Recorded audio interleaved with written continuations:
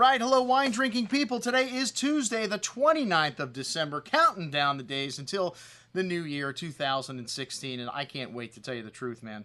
You know, I really enjoy 11 months out of the year to its fullest with my dining and drinking schedule, but the month of December is just one mad rush.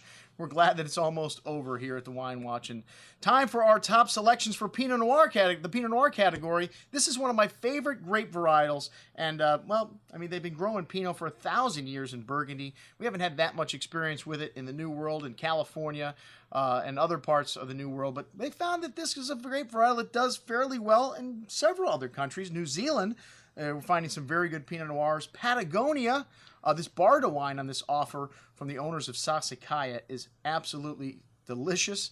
And, well, in Chile, they make some pretty good Pinot Noir as well. And the Pinot Noir varietal has thin skin, so it's lighter in color, but don't mistake the lightness of color to mean light in flavor, because the great Pinot Noirs of the world are all about nuance. So they don't have the tannins that a Cabernet does, but the tannins to me are smooth and silky, and it's one of the most appealing qualities of Pinot Noir is the texture of Pinot Noir. And it's got this lovely cherry fruit to it, and it has a lovely spice and perfume to the nose. Just a very elegant wine, and just very easy to drink. The easiest grape on your constitution I've found. I can drink more Pinot Noir than any other varietal and still wake up the next morning and make my run or my workout and not feel the effects of like a big Cabernet with, I think it has something to do with the oak.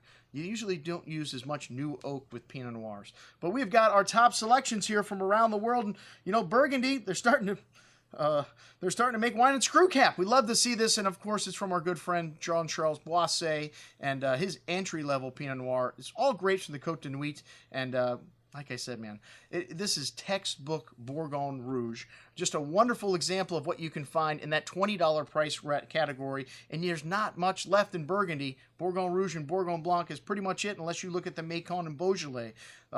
Most of the big money appellations are going way up in price. You can find a lot of great examples of the New World, like this Fog Theory wine from the Santa Rita Hills, one of my favorite areas for Pinot Noir in Southern California. This is Bill Foley, and he has got over half of the acreage in this appellation. This wine, a steal at around 20 bucks. Just a great little value. And also a screw cap. The Santa Rita Hills wines do have a distinct minerality to them, a lovely perfume, and bright fruit.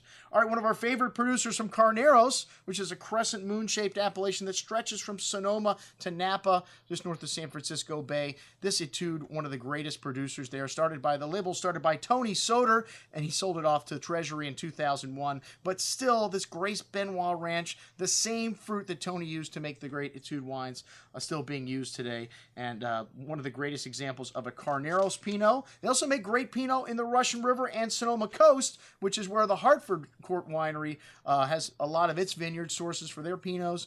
And this one is the Land's Edge, which a lot of this comes from one vineyard that's very close to the true Sonoma Coast here. This wine, just an incredibly rich bouquet here. Brown spices, cola earth, and lots of that raspberry and cherry fruit. Really big Pinot Noir. You get some nice structure from these wines from the Sonoma Coast. And then we've got Morgan, which is Santa Lucia Highlands. This area on the Monterey Peninsula produces stunning Pinot Noirs.